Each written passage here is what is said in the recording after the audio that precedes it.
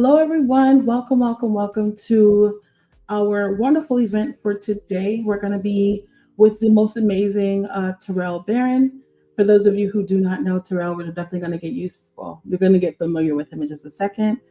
Today's event is leaning into mastering the user journey with Miro. So we're super excited about that. I just want to let you know, and just to one welcome you, obviously, welcome to the fam. Wanted to let you know if you are tuning in on LinkedIn, you can go ahead and follow us on LinkedIn. And if you are tuning in on YouTube, you can go ahead and subscribe to our YouTube channel. Definitely go ahead and give us a thumbs up on our YouTube channel. And we'd love to continue your, seeing your support there as well. You can also feel free to join us on Slack. Join us on Slack. If you have not seen the link in the chat, I'll just go ahead and drop it again. But normally, we'll just go ahead and invite you all to join us on there as well. We do have events like this happening all the time.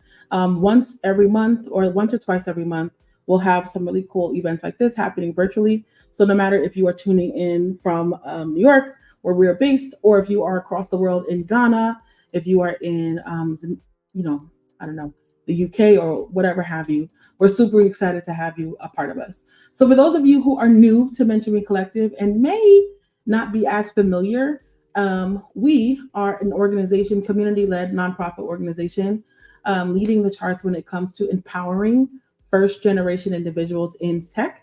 We do that by empowering them to pursue their dreams, pursue their passions, achieve their dreams, and make a positive impact on society.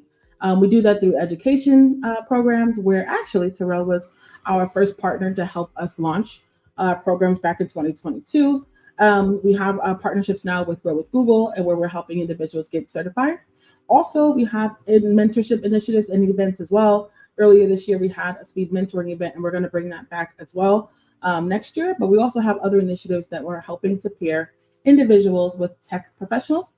And then lastly, community events like these, where we do community service, which we'll be doing on Saturday. So if you are in the New York City area, or if you know someone in the New York City area, please go ahead and check out our events at our Instagram, and you'll see where we will be. We're going to be with Grassroots Grocery, helping to eliminate food insecurity in the Bronx and in Harlem communities.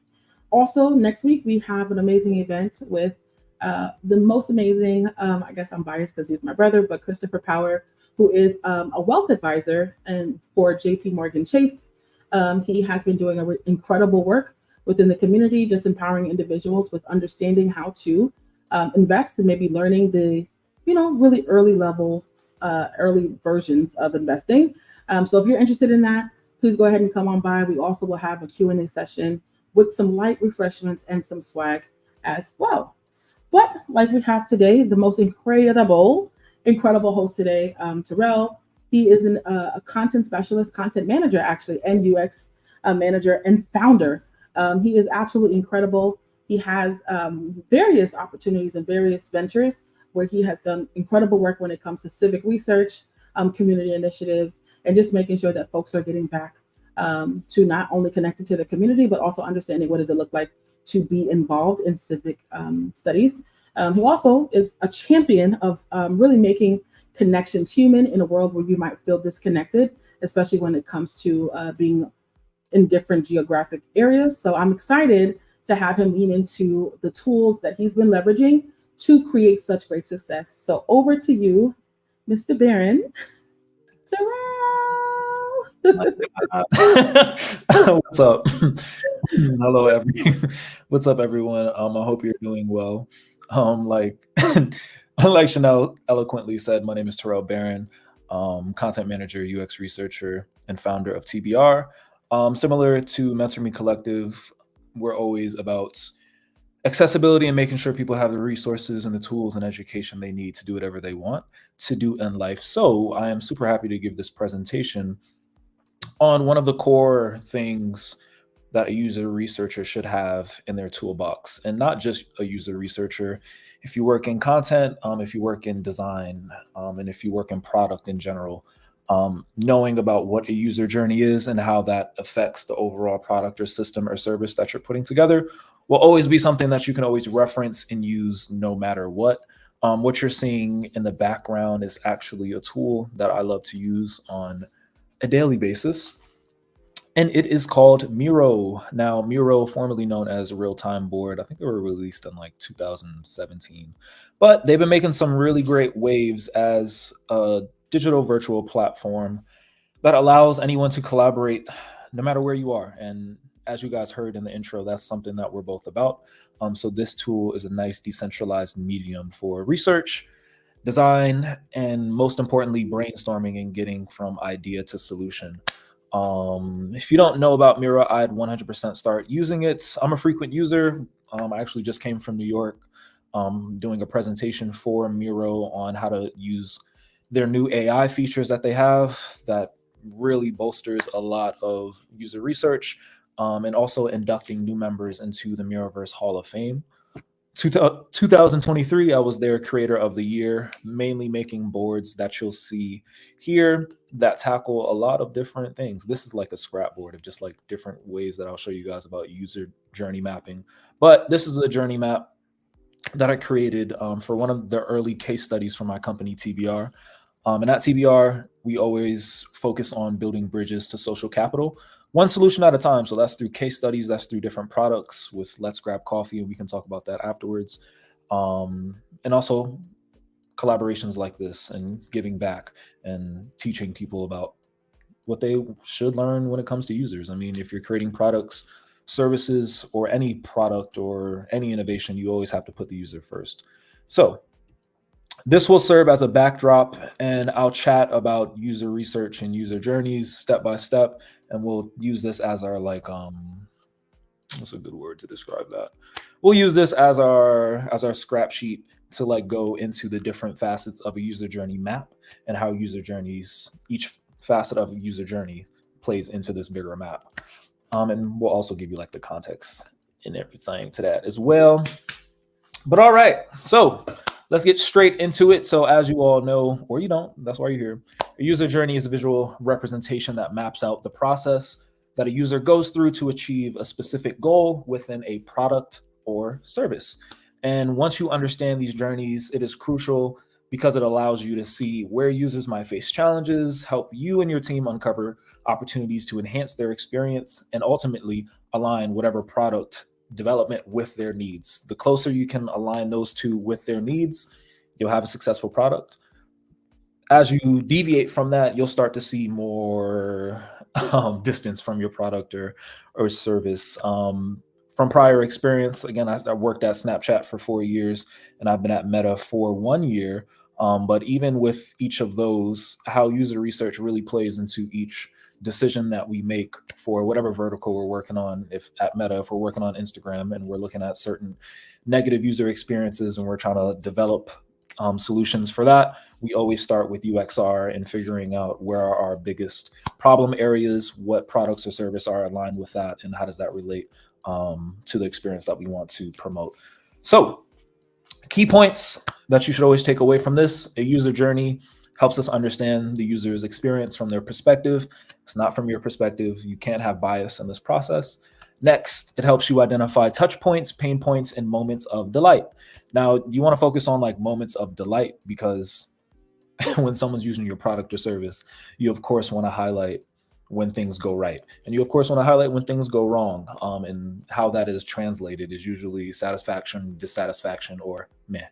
So yeah, it's just another field for you to leverage, and you can always change that privy to your team or whatever you're working on. And again, user journey map serves as a powerful tool for aligning teams around user experience. So similar to what you're seeing on screen, this is an artifact that you can now pass around to like different teams and say, hey, we did some UXR on this user group. We have this problem, X, Y, and Z. Here's the user journey that we've laid out of them using your proposed solution for this problem, etc. Alrighty. Next, I just said a whole bunch of mumbo jumbo, but the main part of that was understanding user personas. So a user persona is essentially a fictional character that represents different user types that might interact with your service product. And they provide insights into user goals, needs, and pain points, making them a key component of the journey mapping. So the persona that you create should like fully accurately represent the data that you collect. And if you want to collect data, you should always, do the basics: surveys, interviews, field work. You can do even more different studies. You can do tree diagrams. You can do focus groups. There's so many different methods that you can use for UXR, but how to lock in on which one you can use, that's up to your privy. Or let's see, will this be fast? Let's see. So this is also why I use Miro. It's basically a good way to decentralize a lot of the methods and practices that we use on a daily basis. So if you ever wanted to figure out like what methods you should use for any like UXR assessment, we have some cheat sheets for you at TBR. So again, it goes through like the product vision and purpose. You can go through whatever your scope is, figure out your timeline, decision trees. You can do exploratory interviews. Again, targeted personas, identifying your target persona. You always want to focus on demographics like age, location, education, gender, occupation. Psychographics, you can think of psychographics as in the persona's lifestyle, interests, and values. So that's essentially lifestyle insights. What is a typical day in your persona's life look like? Something super simple, but that will basically show you what decision points or touch points that they have throughout the day where your product or service can be nice nestled in there. Like if you're making a phone company or you're building something like where people are using a phone, you have to identify all the scenarios that they may use your phone. Like, how does your persona prefer to spend their free time? Another question that gives you insight into the psychographics of how they move throughout their day and ultimately use your product or service. Daily routines and habits, so you can, figure out where human error is involved. That's always going to be a big proponent of any research or any mapping that you do. Human error, nothing is going to go 100% according to plan, and you have to prepare for that. Interest exploration, this goes more into that to give different layers to your data. Aspirations and goals, values and beliefs, interest explorations, challenges and pain points. As you can see, it's just a bunch of different psychographic question sets to really build out what makes your persona tick. And that essentially is how a lot of products and services get you to use it on a daily basis. And of course, mock interviews. So if you ever wanted to do a mock interview with someone, there's just different ways to structure it. Introduction, customer background, challenges, preferences, and desires, decision-making process, all that mumbo jumbo. Next is going to be sentimental analysis. And these are just different ways that you can do research to basically help you define what your user persona is going to be. And why this will take some time to understand different methods is because the user persona is probably the biggest part of a user journey, e.g. user is, if you just had journey, it'd be pretty broad. And another way that you can do that is once you do these interviews and once you have all of that data, you can do a sentimental analysis to like really understand positive sentiments, negative feedback, neutral sentiment, and really start to understand your customer journey analysis. So at which points in the customer journey, in the customer's journey are certain sentiments most impactful. And this is super important because if they really like your experience at one point, but at another point, they're thoroughly dissatisfied, you can attribute what part of your experience and map that out to understand, all right, so at this part of the experience, there's a drop off. At this part of an experience, people are like, oh, this is dope. And this is a part where it's usually neutral. And again, once you do sentiment analysis to understand your data and how that interacts with your user journey map, which is the end goal, you'll be all right. This is just a collection method, e.g. data collection. So you can always collect data from a bunch of different sources. You have social media, review sites, forums, blogs, and comment sections, customer surveys, email feedback, support tickets if you're using like Zendesk or something else. And you can basically just build that out and build out, different subsections of what your persona may look like based on your data. For this one, we gave some basic ones like a busy professional, targets customers who favor quick, direct feedback channels. You have your tech-savvy users, people who focus on detailed tech discussions, parents and family-focused users, young social media active users, etc. Very broad and basic, but it gives you an understanding of like how you can build out bigger groups to put a lot of your data. And then again, the rest of this just goes into how to process your data. And we'll get into more of that as we move throughout this process. But I'll just leave this here as just just to show the scale of what we're working with. User research is big, so you really want to put forth something that is visually appealing to bring people into the process of it, and of course makes data a bit more fun to interact with. So key points of user personas, of course, they ensure we design with real users in mind. You don't want to design from an assumption or what you think people want. You always want to identify a problem, identify people who are actually experiencing that problem, and get down to the nitty gritty of why. Next, they help us empathize with users and anticipate their needs. So, like we were talking about, if you can anticipate needs and you can anticipate human behaviors, then you have yourself a very good product. Why that is so? Because you basically anticipate when a problem may occur based off of what you've seen in user journey mapping. And that means user maps are, I'm talking so much, I got a burp. That means user journey maps are really an evolving asset that you can always pass around to different teams and update it with more information that you come across.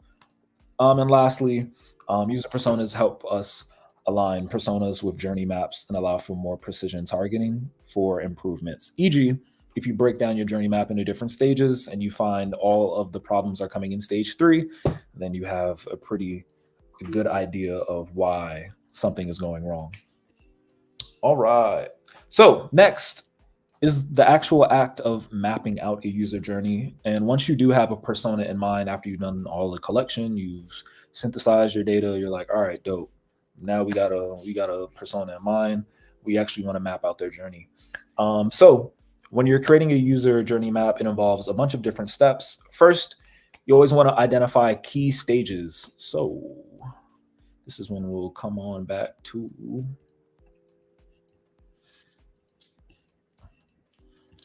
these. So this is going to be our example. So I'll give you guys an intro to this.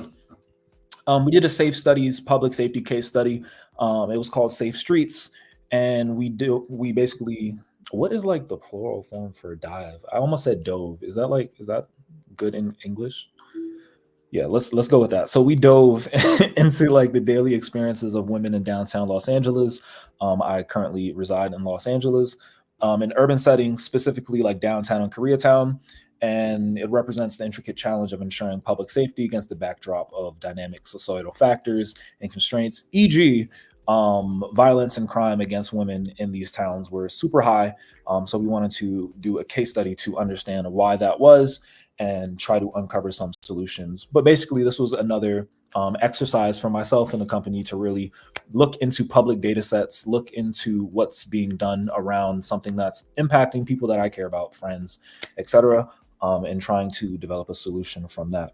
So it basically broke down into, you got your introduction, you have your core challenges. So whenever you're building out a journey map, you really want to set the stage for what people are looking at, give them a small and brief introduction, to set the stage, give the core challenges that you focused on. So for this one, after going through different public data sets, and you can always find public data sets on or in your city's local data center. I know a lot for LA, I think it's like la.city.org data, and that will basically give you all of the data that they track for a city, all the way down to bulk item removals for trash removal or what street lights are where, etc. There's so much data on your cities, and the main problem that a lot of self-governments, LOL, that's like AI or something.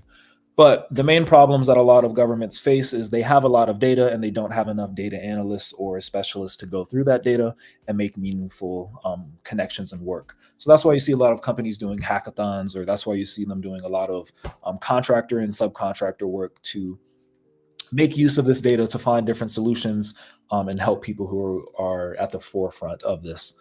So another core challenge would be social cultural layers. This is like deep-rooted social issues like poverty, homelessness, unemployment, and crime play into the intricate safety dynamics of urban landscapes. Of course, as you're moving through a city, you're going through different socio-cultural layers, etc. This may be a high-income area. This may be a low-income area. This area may have more homeless. And in downtown LA, that is a very big prominent thing.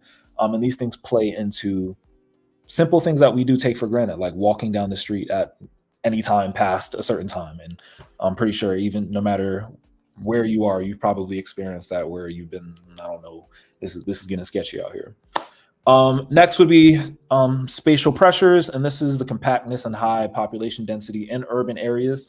And those amplify concerns over personal space and safety. So simply put, if you have an area that is very high in the volume of people and density that are in there, e.g. if it's crowded, a lot of people are there, or in certain cities that are super more dense in terms of population, e.g. New York City is a very densely populated place. Downtown Los Angeles, a very densely populated place.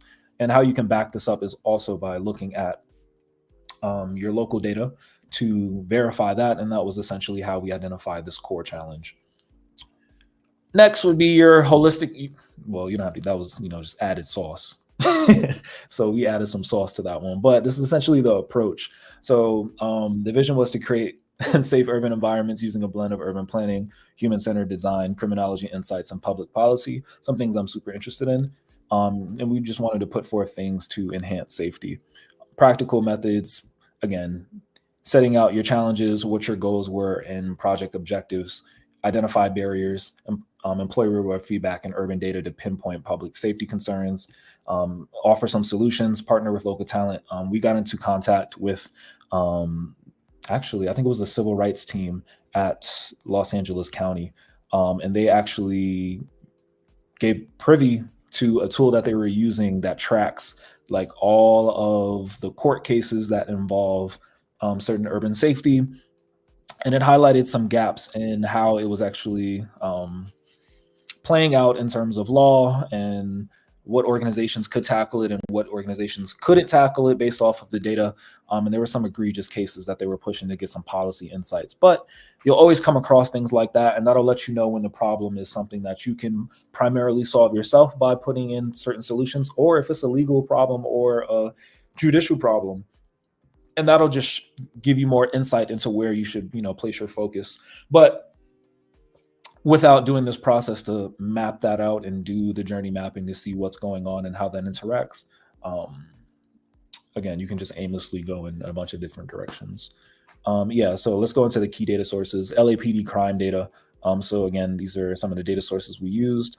Crime mapping web platform by Central Square Technologies. Yes, that was a mouthful, but they were super great in providing up-to-date crime activities. Again, it was a public data set that you can go and literally just break it out by the different crimes. And you'd be surprised at how all of this data kind of like overlaps based off of the type of crime, the location, the area, the patrol. And you can see all of these things like equated out.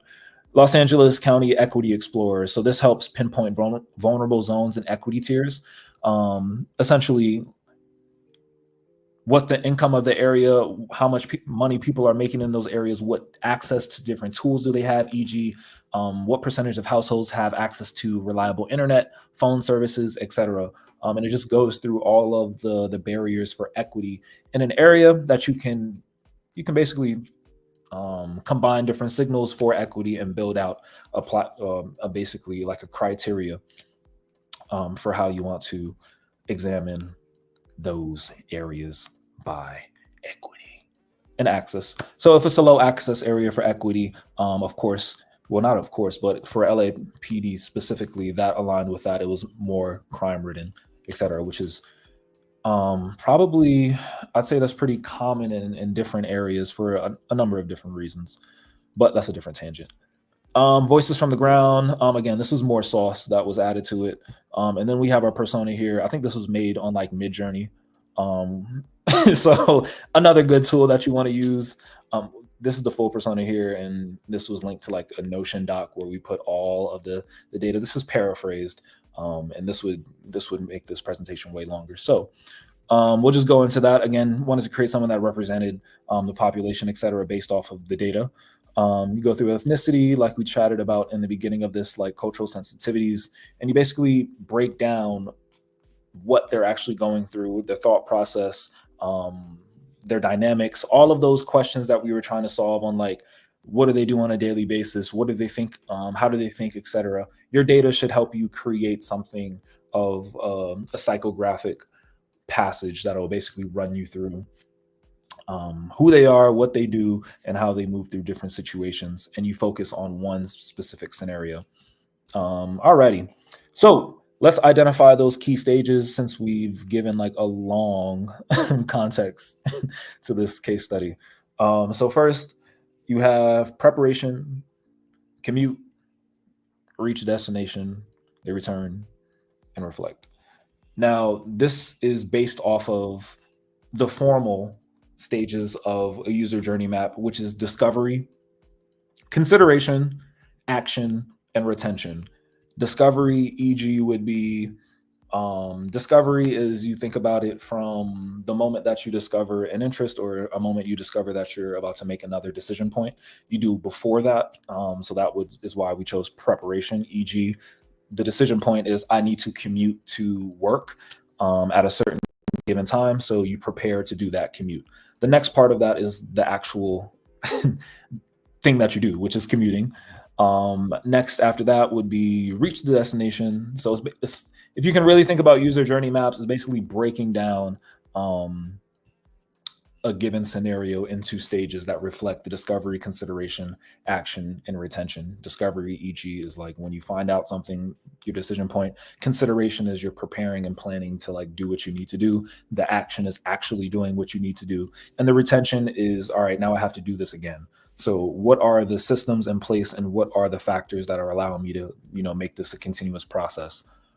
And why that's important, because cities and a lot of the things that we use are built with that in mind, especially for that action and retention. The consideration and discovery comes with the utility that people get from product and services, e.g. a lot of people use this a lot. So someone is probably going to discover that through like word of mouth. They could discover that through, I need to get this done. I'm on Google. How do I get to X, Y, and Z? Boom.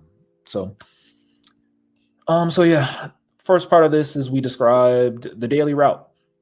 So I'll just put on like a intro, like a narrator voice. So meet Emma, a resident of downtown Los Angeles who cherishes the city's bustling, and again, sauce. You want to add some sauce to like get some, some like, oh, this is real. This is storytelling. If you're in design, if you're in user research, you have to get people engaged with what they're reading in the story. So each morning, Emma embarks on her journey on foot, navigating through familiar landmarks of her neighborhood. As she makes her way to the train for work, we've identified a big system that she's using. The unpredictability of Los Angeles keeps her on her toes. So another thing that you want to highlight is key artifacts that they'll use during this whole experience, from discovery all the way to retention. For this one, we identified she uses a digital watch, a safety app, portable charger, noise canceling earbuds. The top goals of our user during this experience is safety first. She wants to navigate the city streets and public transportation safely, relying on trusted data. And not really like trusted data, but meaning if she's using like Google Maps or like Waze, etc., she wants to get through whatever she's doing. She wants to know, for example, if the train is coming at 7 and she's looking at her app like, it's late this morning, etc. Time management, we just chatted about, make sure she always has ample time to transition between walking to and from her train route. Staying connected, whether it's a call from work or a chat from a friend, staying reachable is vital during this. Again, letting someone know, yeah, I made it safely. Personal comfort, she wants to enjoy her tunes and podcasts. That's why she has the earbuds. And again, that's something that you would get from the data. All right. Let's see. All right. So when you have these 5 key stages, in this case, it's preparation, commute, reaches destination, return, and reflection. Next, you are going to map out the user's actions, touch points, and emotions at each stage. And then after that, then we look for opportunities to improve the experience. So for here, we just mapped it out. All right, this is the preparation stage. She got up. It's hot outside. She by the window like, I gotta get ready to go to work. I gotta get it. Next, she has her, her phone out. This is like, again, you can use on Midjourney to make this or any tool to just basically knock out different story frames to help you. So you bracing for that unpredictable time, you bracing for the unpredictable nature of your journey, and maximizing your time. Again, we just making that's what sauce. That's what sauce. You can probably make that a bit more simple, but again, this is from a while ago, so cut me some slack. All right, so first action. The digital interaction would be, so she's no stranger to that. She actively seeks updates from news sources. So she's checking the news. She's not keeping an eye on different platforms, etc. She's like, all right, cool. She's doing her morning routine, doing her thing. Next would be the physical journey. So, she's mapping out her path. Ulterior objectives are always good. Again, this goes into the psyche of how your user is moving through a given scenario. This scenario is her daily route to work. So you want to offer an ulterior objective. Like, people have front objectives that they have, e.g., if it's lunch, I want to go get food. That's like the explicit objective, which is get food. The ulterior objective would be, I want to try something new that I've never had before so I can feel connected. But essentially, for this one, it'd be reflected as in, like, Emma's pursuit isn't just about navigating like how she gets to work. This goes into like the goals and like the ultimate aspirations of someone. If you want to like assert your independence, you want to be on top of your time, you want to like maximize what you're doing. And of course, like when you're doing this on a day-to-day basis, when you feel like you're in control of where you are in your time and how you use your time and essentially move through your city safely, that adds to how you move through the day. Next would be pain points. One that you should always focus on, even more so than ulterior objective, to get started. But again, if you want to add some sauce, just to give different perspectives on your users' psyche, always good to add. Pain points. As much as digital platforms equipped her, the challenge remains. Anytime you're just distinguishing between authentic advice and noise, you have like apps like Citizen that are they provide peace of mind, but they sometimes ironically feed anxieties. And that was something that we found. A lot of safety apps that people were using, like Citizen or Reddit, or they were using TikTok to look at certain things, mainly Citizen. It was actually causing way more anxiety than peace of mind. E.g., before they set out on their routes, they would get notifications like, man with axe running on 17th and 3rd. So that would be more seriously, actually, that was like, it wasn't that exact scenario, but things like that would, prevent people from taking certain streets. And then that would lead them to either more dangerous streets that they didn't know were either dangerous, etc. So finding out these data points, again, can come from your data. Then from this, you've described your pain points, ulterior motives, the physical journey, digital interaction. You're going to want to identify the opportunities. So you want to reframe local crime data in a manner that's actionable and reassuring rather than overwhelming. So as you're looking through all of these sources, is your anxiety going up or is it going down? And how does that impact how you're actually going through everything? And then lastly, daily decisions that are affected. Again, this is going into the decision points that you can tweak more and more as you move through. So these are some of the daily decisions affected by our crime data. Optimal paths. So safety takes precedence, leading Emma to choose bustling, well-lit routes, even if they add a few extra minutes. E.g., based off of the data, people usually would take routes that had more adequate lighting, and that was supported by the data where there was less foot traffic on areas that were more dimly lit for safety reasons, of course. Strategic attire. Emma selects outfits that blend in, sidestepping potential attention. Baggage check. Every item she carries undergoes scrutiny for necessity and security. Again, in a lot of these areas that we identified for like a normal route, these were some of the daily decisions that were impacted. And this goes into each of these stages. So in the commute part is different. So she relies on Apple Maps. The physical journey, she's headed towards the metro station. The ulterior motive, on one hand, she wants to guarantee her physical safety during her commute. On the other hand, she seeks a routine that is pleasant, not just anxiety prone. Pain point would be on certain stretches of a route, the sparse foot traffic or seemingly desolate areas can heighten anxiety. E.g., if she's like solo in like a station, it's just like, hold on, this is sus. Opportunity. And then you have your daily decisions affected by the crime data. And again, having data as the focal point of how it impacts your persona data that you gather is super important. And yeah, like we said, it goes into each of these. So each of these key stages has their own synopsis for each of those. And then up top is basically just like a moving through that scenario. She made it to work. She had a good day at work, and now she's headed back. And then it just goes through that. So yeah, we can go into the area analysis, and this is kind of like where a lot of the public data came into play. And we broke down the journey via map and step by step. So address to the actual train station, which was Wilshire in Vermont. And how we chose these areas was based off of the data and the local portals. So these areas were, this is where Emma was likely to be. We looked at the data based off of sex, demographic, and basically narrowed it down based off of the criteria that we built from our data that we collected from different people faced in these areas and what they were saying that they were facing. And if you want, you can always add historical context to the area. So we added that for this area, which is Koreatown in Los Angeles. And yeah. And even more data. So this was all pulled from the local sources. And again, you can find this, I think for NYC, it's like nycdata.gov.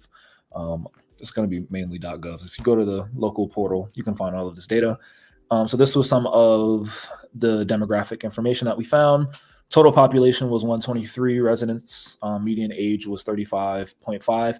50.16 identify as female. Hence why we chose Emma. 49.84 identify as male. Foreign-born population 58. Percentage of population less than 18 was 23. Households with limited English 51%. Data gaps that we identified from that: individuals who identify as transgender and non-binary were not captured in public city data. And yeah, always identify those data gaps so that if you are going to move forward with certain angles, et cetera, that you would like to tell in your user journey, you can identify gaps in that data. Economic activity. And again, this is all pulled from local data. So number of households, I'm just going to round, 7K, percent of renters, 87%. So this is mainly a renter's neighborhood. Number of vacant units, 10%. So 10% of these homes are vacant. No one's in them. Total homeless population, 330. Median household, and this is only for reported. Let me just actually only reported.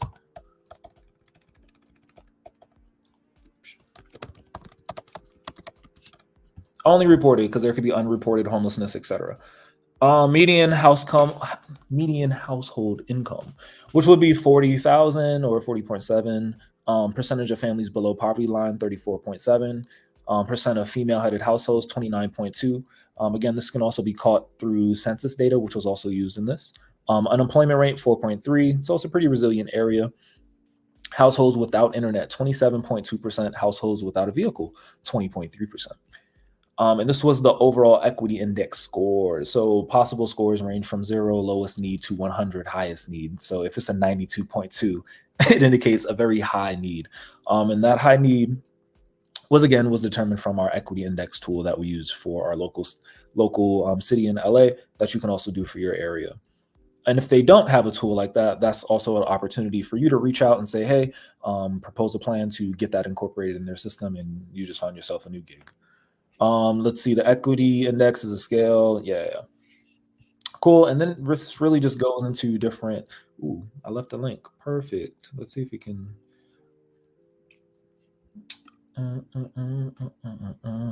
Give you guys a look of what this looks like.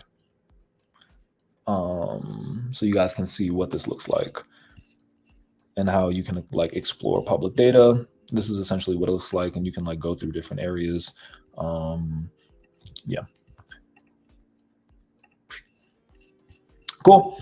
Again, we did this for each of the stages. So each of the stages, it basically goes through the historical context of the area, the demographics of the area, the economic activity of the area, the most prevalent crimes of the immediate neighborhood.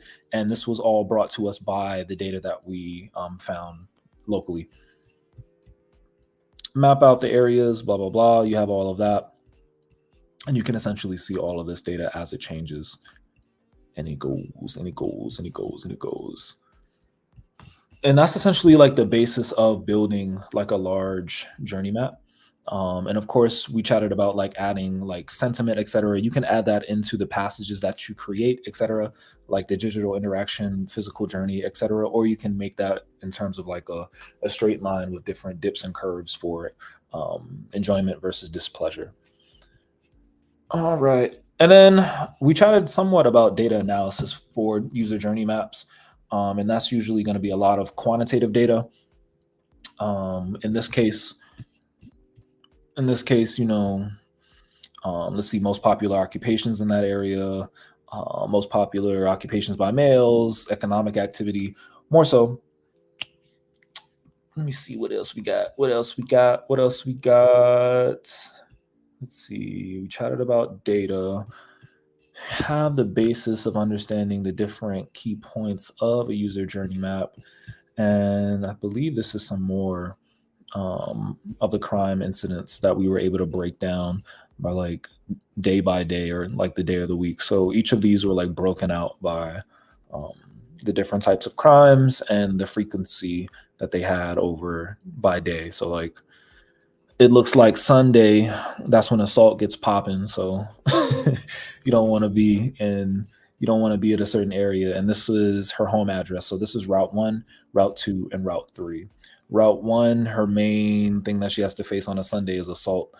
Tuesday. And as you say these, like on Sunday, assault's gonna be crazy. You know, that's supposed to, you know, give more reason to want to focus on these areas for your user journey, because these are the problems that they're facing on a daily basis on their daily routes. This one is just focusing on her route to work. We haven't explored her route to hanging out with friends or route to do leisurely activities. We just focused on one area that we saw that this demographic did on a daily basis and focused on that. And it changes. So like Route 3, when she's actually going from the metro station to work, the data changes. The thing that she'll face most in her area is larceny, and that can be grand larceny or different things. So always good to map out all this data, and then by the end of it, you'll have like a big breakdown of, oh, so if they're doing that, you can identify different opportunities. And yeah, basically build that out. How we doing on time? I want to leave enough time for like questions or something. I have not been looking in. Hold up, Shadell. I'm sorry. All right, okay, there's no questions. All right, perfect. Let me see if I got what else we got. So yeah, that's essentially a good way to like break down how to get into user journey maps. And this was like it was a very thorough example, but I hope it was informative to like show you guys like how you can use different data sources to help you build out an intricate user map for any given experience. And this is essentially like how you go from discovering an idea or like having like a pain point and using local data to like build that up, and then you can just build this out and say, oh, let's say when she's riding the train station and she reaches her destination, as the train comes to a halt, Emma's fingers instinctively reach for her phone. She grabs a brief text to her close friend, affirmation for safety. Let's say he was like, oh, you know what? I do send text messages to my friends all the time when I'm on the train. I should make an app for that. So that's essentially sometimes like how the discovery process, and that's like a corny example. But as you go through this data and as you look at the historical context of different areas, that's how you tailor your innovations and solutions, and you exploit the opportunity areas. That's why you have opportunity areas. So you want to cultivate an environment that understands and addresses these unique challenges. And this was just one of the ways that you can do that. But you can do it in a bunch of different ways. Okay, cool. So we're just going to move it to questions, and then we'll close it out from here. So let's go on to questions, and I'll be reading the comments because I have not looked at this whole time. Oh man, I was like mad close. This is my cat's tower. Oh, cat's tower in the back. My cat daddy's out there. Hello, can you help me with job? Jesus Christ, can you at least say hello? Well, you did say hello, but take me out to dinner first, at least. Jeez. Let's see. Otherwise, it's all a waste. No, it's not all a waste. I feel like knowledge should be your number one. Like, yes, finding a job is great, but you have to one, survival. I'm not going to tell anyone how to survive. Please survive and do what you need to do to survive. But in today's job field, adaptability and understanding a lot of different tools and different tasks on how to complete certain research and ultimately understanding what type of problems you want to solve will help you find a job faster rather than sifting through like, oh, I may be interested. I may no, find out exactly what you're into, find your niche, and that will make it easier to find jobs and find opportunities. E.g., like we just decided, this was built from I had an interest. Again, a lot of my friends were saying, "Yo, I was chased downtown." I'm like, Jesus Christ, you were chased downtown. Like a lot of people are chased downtown from a lot of, it's crazy. So that was like, all right, let me identify how I can get involved, how I can use my skills to promote something that I care about and something that's affecting people that I care about. And that led to, reaching out to different stakeholders in local government, reaching out to people in the police departments, reaching out to people in the Office for Civil Rights, and understanding what they're working on and what they need help with, and understanding their pain points. Understanding their pain points will help you see, all right, cool, if they're going through this and I have these skills, I can help you this way. And that's essentially how you can find a job faster. Let's see, what role? I'm just going to go through each of these questions. Sarah Forrest, yes. I'm literally just reading in the comments. All of these templates are available. Where is my page? Ooh, hold on. Let me show you my page. Miroverse.com/the Barron review. Let me see. And if it pops up, then we lit. Let's see. Oh yeah, we lit. Okay, let me show you guys. Oh, let me share this tab instead. I'll accept your cookies. All right, so this is the Miroverse, and this is where you can find all of these different templates. Here we have our mixed methods user research assessment, which will go through like a bunch of different user research methods you can use. If you want to outline a business plan, if you want to get your content vision board on, get that popping, content strategy boards. This is more so just, catwalk analysis if you're doing some more business stuff. And yeah, so if you want these, I'll just put it in the chat. Oh, I can't comment in the chat. Oh, I'm gonna send it to you, Chanel. Can you put this link in the chat, please? That would be very appreciated. All right, so that link will be put in the chat.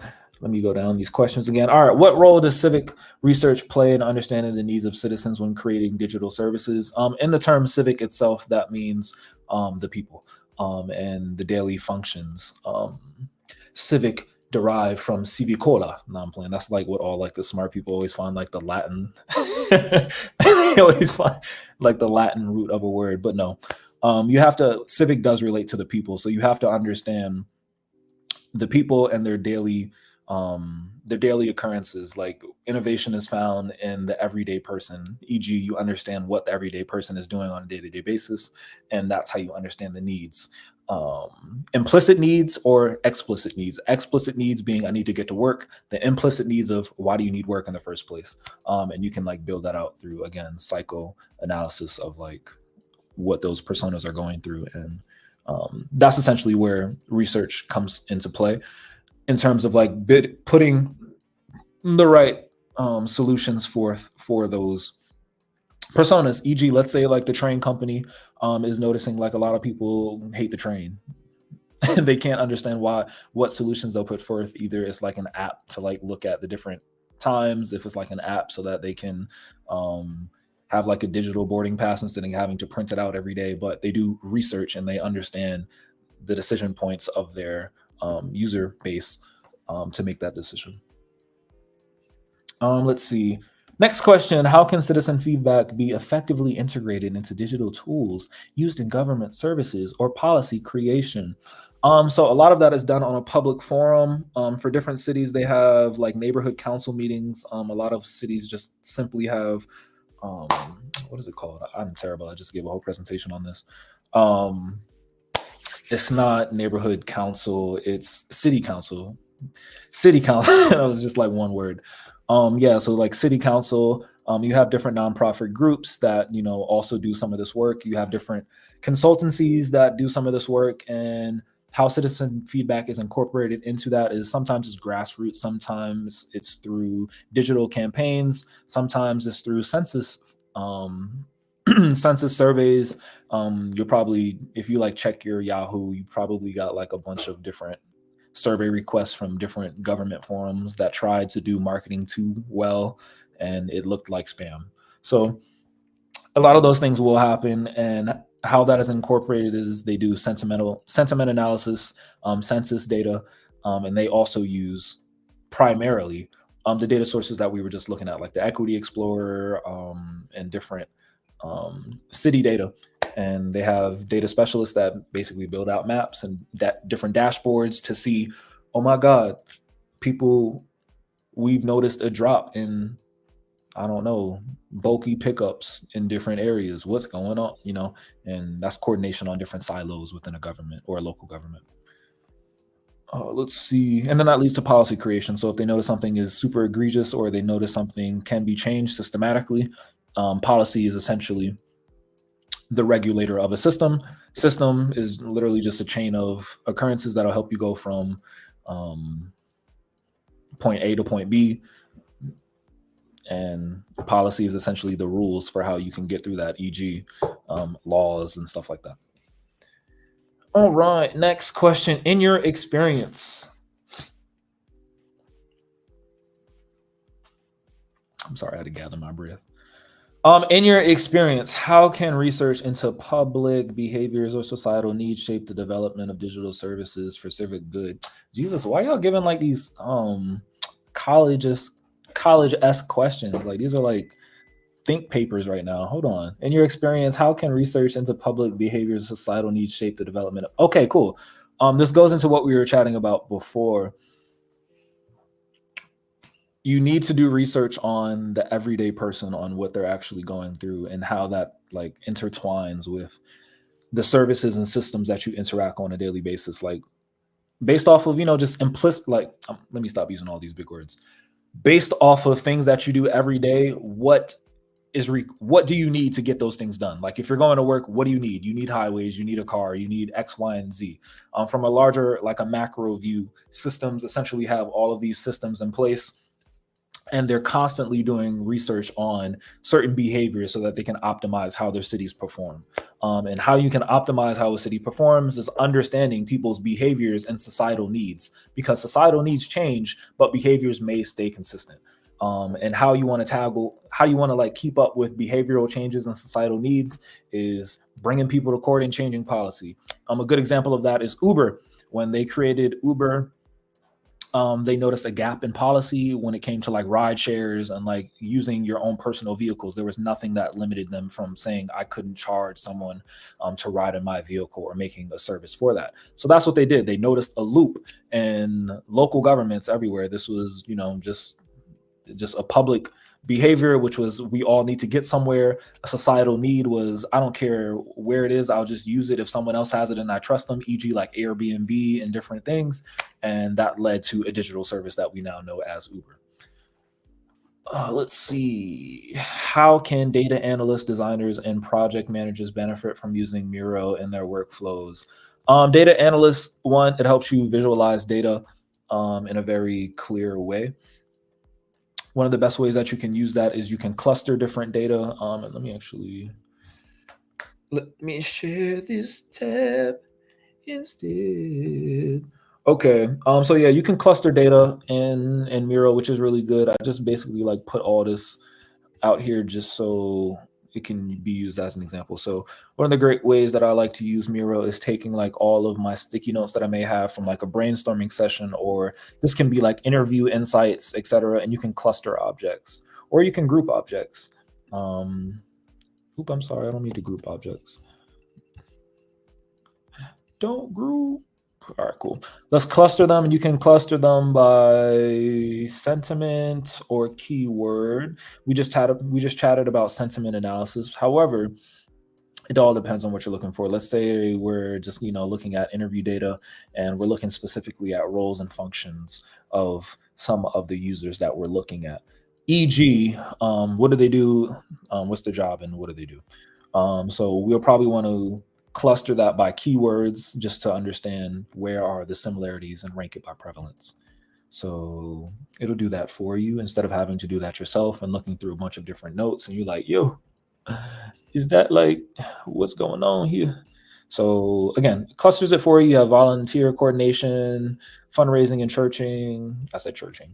Churches, community leadership, federal liaison, leadership roles, homelessness support, organizational planning, client needs, city collaboration, personal development, program manager. And again, this is all just data from our interviews that I just put in here just so we can cluster it up for you to see how we can take large amounts of data and just cluster it for you into larger groups so you can then start to identify patterns much quicker. All right, for designers, same way, identifying a lot of patterns, and we just ran through a whole user journey map. It just basically allows you to create digital artifacts and assets quicker, similar to like Figma. Project managers, again, keeping a centralized place where everyone can come and get all of their insights and research and data analysis and write-ups and documents, etc. And keep the projects going. So Miro is a great place for that. You're looking at my subset, but if you go to, let's go back to, if you go back to the Miroverse, again, this is project manager. Let's see some boards for project management. So if you're like looking into like, oh, I really need a board that'll help me with some project management, like they have a lot of boards for that, and you can like see which board suits your fancy. You can rank it by relevance. We'll probably just go by like most used to see which one is the craziest. So let's take a look at, what's this person's name? I don't know. I apologize, whoever you are. Sesh. So yeah. And again, these are just different frameworks that you can use, and yeah, really great tool to like find out different templates, etc., that you can use. Okay, we make this available as a template. This is extremely helpful. Check out the link that was, yes, the Miroverse link for my profile should have those templates in there that you can use. Check them out. I just went through 2 rounds of interviews at Meta for the RPM program and didn't make it to the full loop, but now I think I should be considering UX or UI contributor. Great press, of course, and keep trying. Sometimes there's a lot of like different rounds for like interviews, and sometimes that will help you like shift focus and like show different areas that you may be of interest. So wishing you luck in future rounds, and yeah, hope you get it. So informative and much more complete than any journey I've ever seen. Is there a place online where these sections, questions to answer are available to dig in? Yep. That's going to be in the Miroverse link that is in there. That should be, yes. Thank you, Chanel. Thank you. It's going to be that one right there. Can you please put it in link? Oh, she got it. Oh, shoot. Okay. Ooh. Damn, y'all. I'm talked out. I was right on. Our main man, Tirelle, over here, very talked out, but always so very thorough in everything that he does here. We're so appreciative of all the work that he does, not only for the Mentor Me Collective, but what he's doing with his own company, what he's doing with Let's Grab a Coffee, all the things that he's doing. This is a superstar right here. I ain't going to say in the making. That boy's a superstar. Just so you know, when we did our own programming a couple of years ago, he ran the whole user researcher side by himself, and just everyone still loves him to this day based on all he's done. So we always appreciate when we can snag some of his. This man's busy. We always appreciate when we can snag some of his time. I appreciate y'all. And yeah, if you want to chat more, please feel free to add me on LinkedIn. It should be on that Miroverse link. And yeah, we will definitely chat a bit more. We will chat a bit more, but I want to just thank everyone for coming out. Chanel had to pop out somewhere, so I had to sub in. So I know y'all don't appreciate seeing my mug, but I appreciate y'all coming through this next great series of events that we have between him, Lauren, and Malik. And I hope that y'all continue coming to the collective. And again, if you want to connect with Tirelle, he's always down for it. Just find him on LinkedIn, or just check out some of the things that he's doing in the community. You'll be shocked.